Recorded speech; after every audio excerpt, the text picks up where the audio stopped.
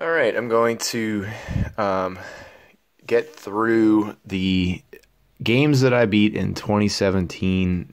It's a big stack of games that I have just kept in my one shelf in my closet that I have, and it just is something that I want to be able to put these away and start fresh for this new 2018 year. I should have did this earlier, but I just have some time now to do it, so I'm going to try to do it right now. So I don't have this in any particular order. I'm just going to grab them off the stack that I have, and I will try to say this as quickly as I can. I beat Gears of War 4 very early in the year last year. It's a good game. I liked it a lot. It's decent fun. It's repetitive, obviously, but still good. Got this a few weeks ago, back in the end of November, I think, early December. Played it just a few nights and was able to beat it, all the courses. I haven't beat the harder settings, but I still unlocked all the extra courses and stuff like that. But it's still a good game. Very solid Mario Kart game.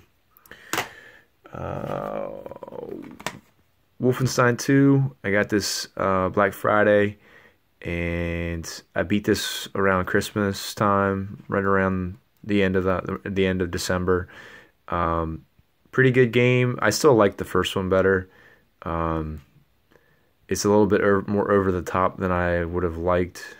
There's some scenarios in the game that are just crazy, but it's still a good game. I'm glad that I bought it and I played it. It's still worthy of good praise.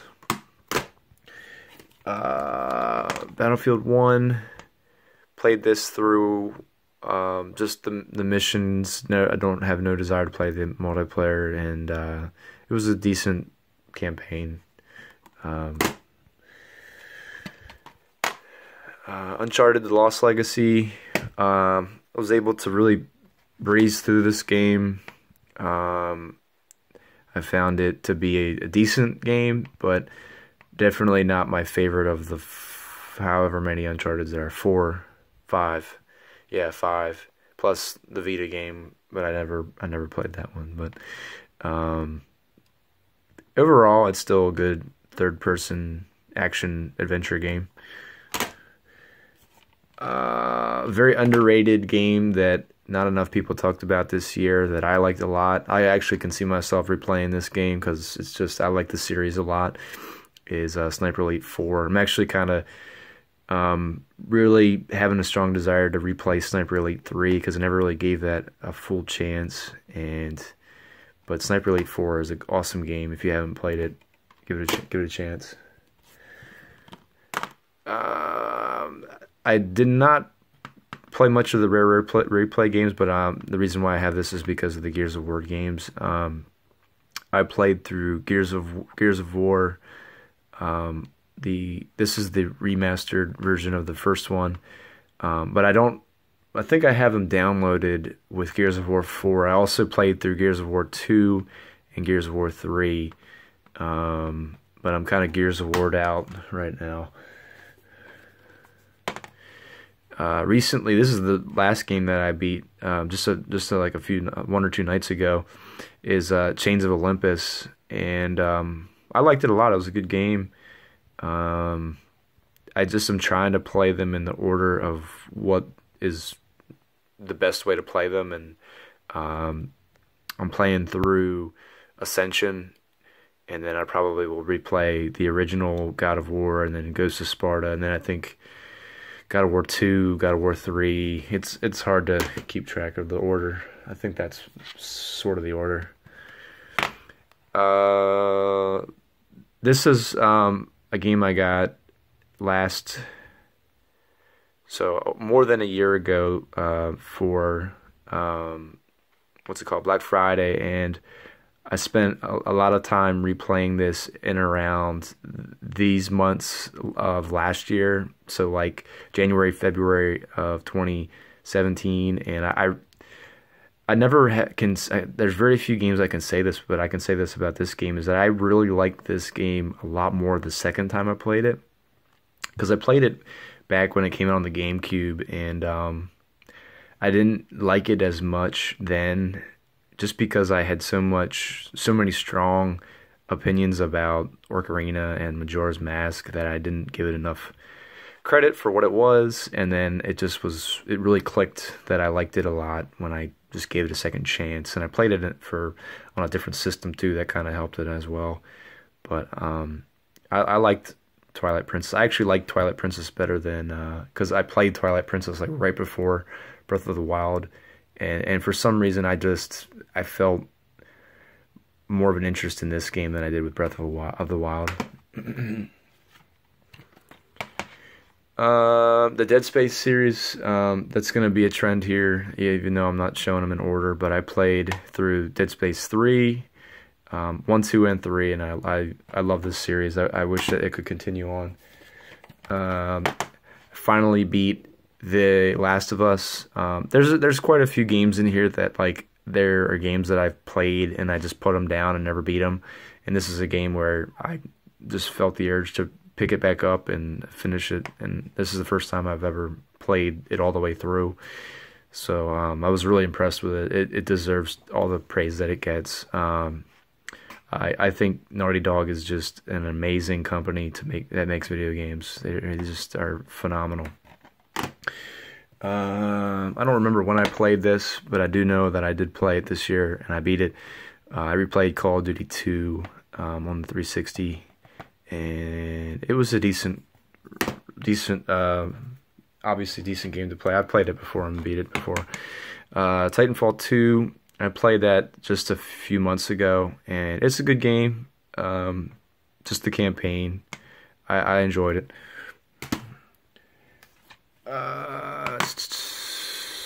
So over the summer, I'm pretty sure I played this, and this was another scenario where I bought it, played it like 70% and then just stopped, and then I finished it off over the summer. And this is another one of those games. Sometimes it's just fun to play first-person shooters, and this is one that I could see myself going back to and just enjoying. It's a good little expansion game from the New Order, which is this game. So I remember I got this game in like a GameStop deal where it was only like $5, and I'm glad I did, because then it just forced me to replay the game, and I really enjoyed this. I like this better than the new Colossus, but I like the new reimagined series of Wolfenstein is good. Legend of Zelda: Ocarina of Time, which is still considered one of my favorite games I've ever played in my life, and then I've been replaying this for the last few. Actually, I've only had a 2DS for not even 2 years, so off and on throughout those 2 years, and I beat it over the summer. I just kept staying committed to it. This is one game that I've beaten this game twice in my life. This is one game that it's the parts of the game have always stuck with me, so it wasn't really too hard to get through it again. And then I know the bosses pretty well and all the different dungeons. It's a great game though. And then the other game that I replayed, I don't know if this is going to be a common trend for the summertime, but this was my game of the year for 2016, and it's real close to being the game of the year for 2 years in a row because I just like this game so much. So when I first got this game, I was just blown away by the experience, and then I replayed it again just a year later. It seems like a good summertime game, and that's kind of probably the reason why I had the urge to replay it. But it's just such an awesome game. I just love this game. And the other crazy thing, I forgot I did this last year. I just had like a big Uncharted urge. This was one of the other series that I just wanted to replay through, and so I played through these games in the order, so 1, 2, and 3, and then I think that led me to playing, say, I might as well just play 4 again. But it really doesn't take too much effort to play these once if you've already experience them because it's a lot of the same over and over again. But I play this series more for the stories because it's like watching a movie. It's like watching really good movies. I don't recall when I played this, but I do know that I beat this game, and another good, solid first-person shooter that has a good story. And I think I just played it on easy just because I wanted to play a Halo game that I haven't played in a while. And this was one I played earlier in the year, I'm pretty sure. I'll save that for later because I'm going to talk about that one for a decent amount. Sniper Elite V2 or Sniper Elite 2 was another one that I replayed. I love this series. Rebellion is a very underrated company. This was another one I think I played earlier in the year. Just a crazy over-the-top game. Earth Defense Force, if you've never played the series. Portal 2.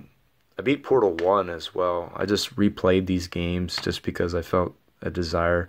I've kind of had the desire to just beat games that are really good that I never got a chance to beat. And this is one that I just, again, played like 70, 80% of it and never finished it.